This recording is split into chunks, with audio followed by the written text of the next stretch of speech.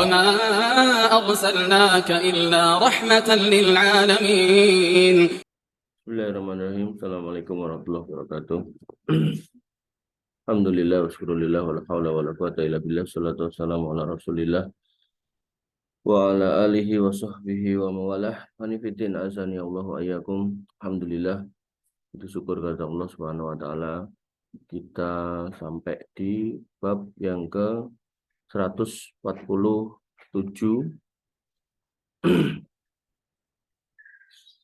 dengan tema bab man la'ana abdahu fa'ataqahu. Bab orang yang melaknat budaknya maka atau lalu atau kemudian dia memerdekakannya.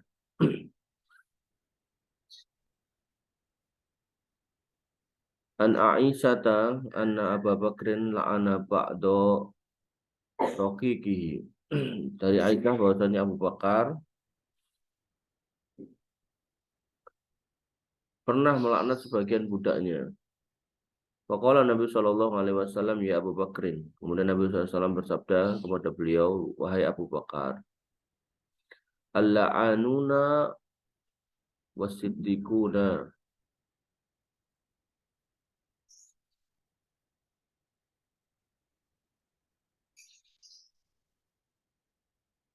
Al-la'anina wasiddiqina. Dalam kitab yang saya pegang ini pakai kalimat kayak gitu. Kalau yang di layar, al-la'anuna wasiddiquna.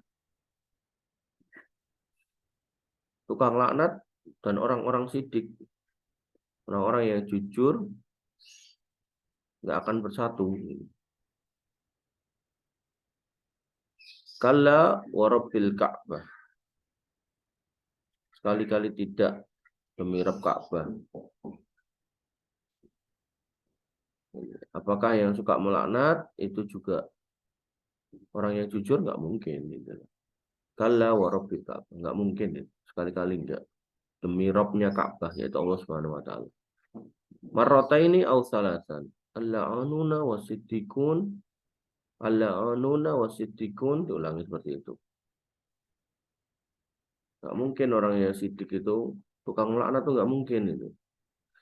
Fa'ataqa Abu Bakrin yauma idin.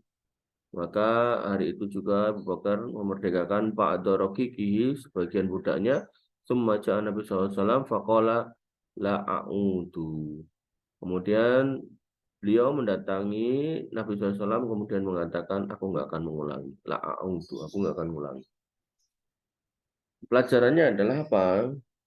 Abu Bakar yang mendapatkan gelar as-siddiq sekalipun pernah melakukan kesalahan. Ya. Dan sebaik-baik orang yang melakukan kesalahan itu adalah yang bertaubat.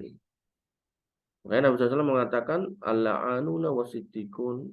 Artinya nggak akan terjadi atau nggak boleh terjadi orang yang dikenal dengan sidik kok kemudian punya sikap pelaknat atau tukang laknat. Jadi kalau kita sebagai seorang muslim, seorang mukmin, kemudian kita berbuat salah, ya kita harus selalu memperbaiki diri.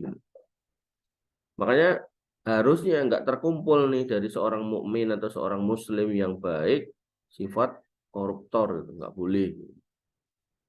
Nggak boleh dia kemudian korupsi, nggak boleh. Kok kemudian kita pernah korupsi contohnya, ya kita harus bertobat. Apa yang pernah kita ambil dari yang bukan hak kita ya harus kita kembalikan. Ini contoh. Ya.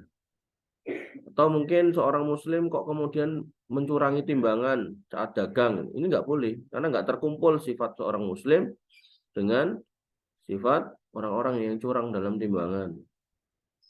Nah, kalau orang muslim itu pernah melakukan itu ya segera taubat, perbaiki dirinya.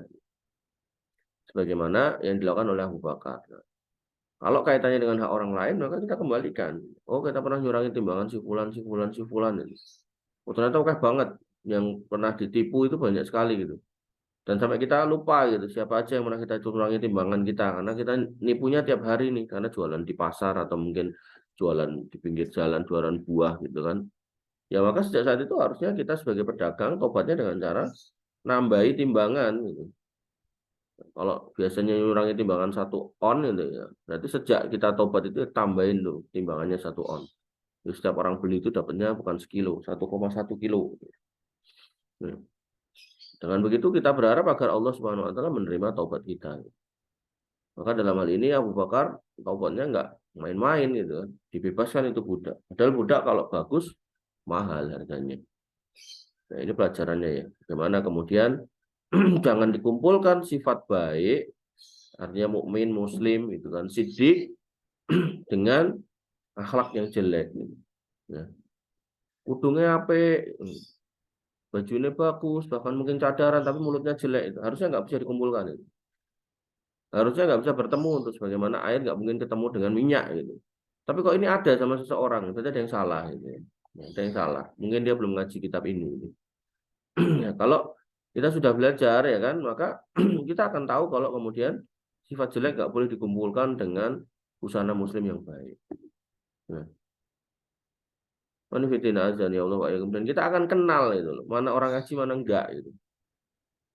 Jenggotnya apik itu, tapi omongannya elek kabeh gitu kan. Kayak ini ngelok ke wong, kayak ini ngeremeh ke wong. Ya, misal saya nih, terus saya ngomong gitu. Gelar profesor saya ada 3, doktor saya ada 9. Gitu. Kalian semua bodoh semua gitu. Di sini yang paling pinter saya. Ya, itu kan udah meremehkan orang, merendahkan orang gitu kan. Ya. Maka kalau itu saya ucapkan, ya, ya berarti saya tidak mengumpulkan antara fisik yang menggunakan atribut sunnah dengan akhlak yang sesuai sunnah. Sehingga harusnya ya nggak seperti itu. Karena Allah Subhanahu wa taala mengatakan walibasut taqwa khair. Dan libas atau baju ketakwaan itu lebih baik, bukan baju koko kayak yang dipakai Mas Rizky ini bukan.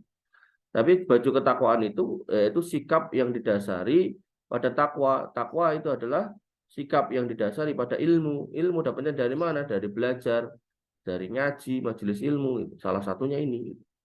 Maka orang Muslim yang bertakwa ya harusnya punya akhlak yang baik. Dapatnya dari mana? Belajar. Ya. Maka tidak boleh terkumpul pada orang yang sudah memakai atribut sunnah, atribut yang baik gitu kan, dengan akhlak yang buruk. Artinya kita semua belajar memperbaiki akhlak-akhlak kita. Jadi setelah kita belajar kita praktekkan gitu kan. Tentu harapannya yang pertama melihat akhlak kita baik itu adalah ya harapannya ya orang tua gitu kan. Kalau manusia yang hidup ya, kalau yang istilahnya bukan makhluk ya tentu kita berharap Allah melihat ada perubahan pada diri kita setelah belajar kitab ini gitu loh. Tapi kalau kemudian konteksnya adalah manusia ya kita berharap orang tua kita oh ternyata bareng ngaji kita tambah HP gitu. Jangan kayak sebagian orang gitu. Dulu nggak kenal agama, sikapnya sama orang tua baik, begitu kenal ketemu orang tuanya kafir ke mbok gitu. Padahal mbok ora ngerti apa-apa gitu kan. Nah, ini ada pengajian-pengajian model kayak gitu ya. Maka kalau kamu diajarin kayak gitu ya hati-hati gitu kan, itu nggak benar, berarti jauh-jauh dari yang ngajarin atau majelis ilmunya. Pengajian kok delik-delik gitu kan, nah, berjenjang gitu kan. Nah, kok nek wis level kene kok munggah kene Mas, munggah kene kok terakhirnya sinaune karo karo mursyide atau sinaune karo ustad utamane ning tempat iki jam semene delian kayak gitu. Ini nggak benar ya. Nah, karena Islam itu nggak seperti itu cara menyampaikannya. Dan ketika memang pernah seperti itu ya cuman pas di Mekah gitu. Itu dakwah dengan bersembunyi-sembunyi. Tapi setelah Allah Subhanahu wa taala memerintahkan untuk dakwah dengan terang-terangan ya udah nggak ada lagi kayak gitu.